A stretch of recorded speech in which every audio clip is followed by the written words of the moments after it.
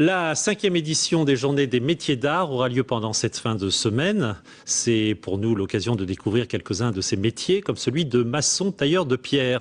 En Provence, notamment, le petit patrimoine, comme on dit, est souvent en très mauvais état, fontaine, lavoir ou chapelle, et seuls des artisans très qualifiés peuvent le restaurer. Exemple au Toronnais avec Lilane Purdom et Éric Béra. Sa passion, c'est la pierre. D'ailleurs, il raconte volontiers que c'est à l'âge de 20 ans que la pierre l'a appelé le coup de foudre. Il a fait ses armes chez les compagnons restaurateurs de monuments historiques. Depuis 5 ans, il s'est spécialisé dans la pierre sèche et notamment les murs. Ce sont les restanques.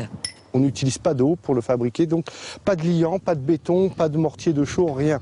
Donc la technique, c'est de poser des pierres en parement, tailler soigneusement, et derrière ce mur, ce qui va renforcer la structure du mur, on va remettre des pierres qui vont pas pouvoir être utilisées en parement, en façade.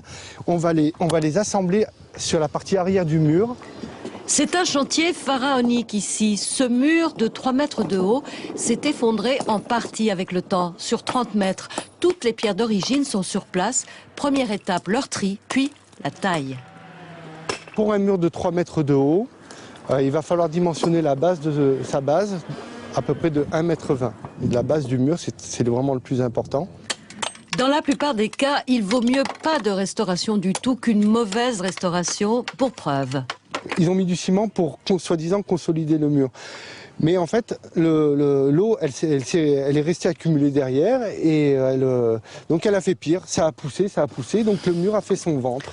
Depuis plusieurs années, Emmanuel Six fait la tournée des maires des villages du Var. Le travail de restauration du patrimoine de ces communes est immense. Exemple, à Entrecasteaux, la restauration de cette chapelle du XIIe siècle. Voici le site avant le début de la rénovation et après. On retrouve des traces du passé, où des restaurations ont été faites un petit peu à la va-vite, malheureusement. Notre politique à nous, c'est d'en faire peut-être un peu moins, mais dans les règles de l'art. Toujours avec l'aval des bâtiments de France.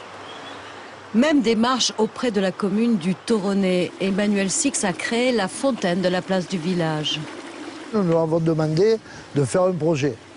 Et ce projet, une fois qu'il est arrivé, il nous l'a chiffré, c'était des prix très corrects. Et donc le conseil municipal a opté pour faire cette fontaine. Quelques œuvres aussi chez des particuliers comme ce cadran solaire ou cette fontaine. Dans le Var, il y a de quoi faire. Lavoir, viaduc ou pont, ces bâtiments du passé souffrent. Éviter le rafistolage et faire appel à des artisans qualifiés, c'est le combat d'Emmanuel Six pour que ce patrimoine continue à perdurer.